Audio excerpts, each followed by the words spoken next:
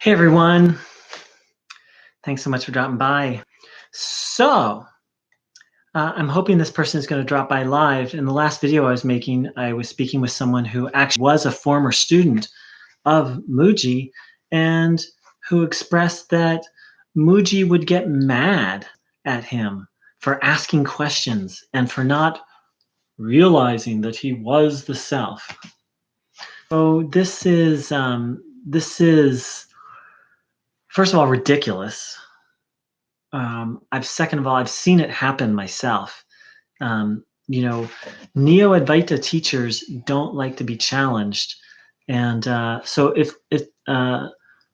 because they're defending a belief system. They're not defending the truth. They're defending a belief system, and so in my last video, there was someone who said that Mooji got angry. I'm hoping that person has dropped by for this video, and if so, please share your experiences, and we'll be happy to talk about them.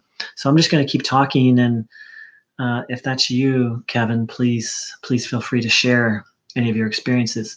So I've seen it happen. Neo-Advaita is incomplete. And so what teachers and followers of Neo-Advaita do is they rely on a belief system, and then they defend the belief system. And then, if you ask a Neo-Advaita teacher a question that challenges the belief system, then yeah, they're going to get pissed off and they're going to get defensive because it makes them look bad. It makes them look bad that people aren't realizing, and it makes them look bad when someone asks a question that contradicts sort of the dogma that's being presented. So that's a telltale sign. And this person in the last video basically said that he started to feel disillusioned with Mooji because Mooji would just kept telling him the same thing over and over. That's not teaching. That's lecturing, and in a sense, that's actually just like programming. And I've seen it. There's a Neo-Advaita teacher who I've been observing for almost 20 years now, and I've seen him get pissed off when people challenge him or challenge his dogma. And all any Neo-Advaita teacher can do is just fall back to the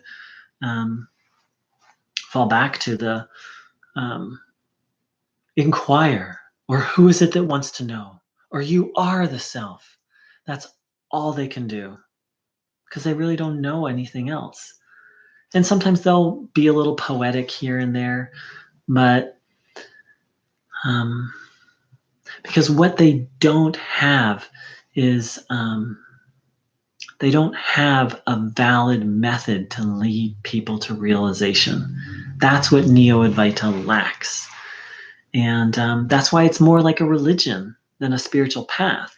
It's more like a place to go and worship enlightenment than to actually experience enlightenment. So I was hoping that person would share some of their experiences, and please do put it in the comments, and I'll make other videos about it. And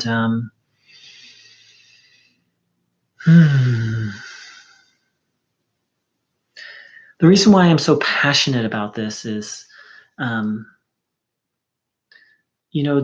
the search for God, the search for enlightenment is the most intimate, intense, powerful drive in all of our lives.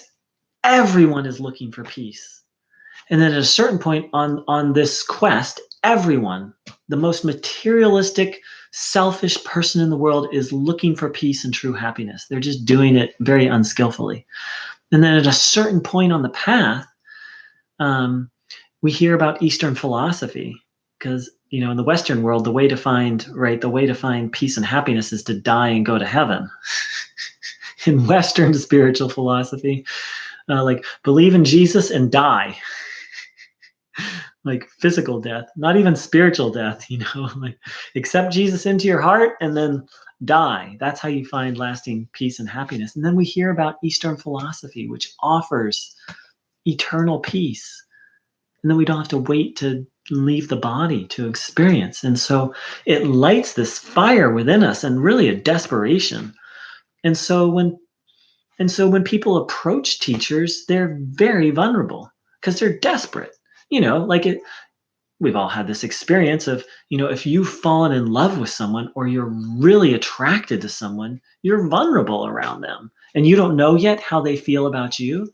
You're super vulnerable and you're super nervous and insecure, and because you're paradoxically, because it's the same thing, you're looking to that person to make you happy and you're like, oh God, this is my one shot and I better not mess this up. And we'll take that and multiply it times 50, and that's the energetic that people approach spiritual teachers with. And so, when jokers like Mooji are messing around, they're messing around with the most primal force of life, the desire for liberation. And then it gets even worse. And then some teachers like Mooji take sexual advantage of their students. It's really sad. It's really sad.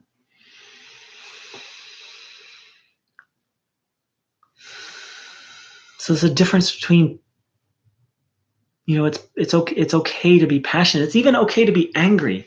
It's not okay for a spiritual teacher to get angry at people for challenging their belief system. People challenge Ramana all the time, and he just kind of had fun with it, actually. All right, dear ones, take care. Much love.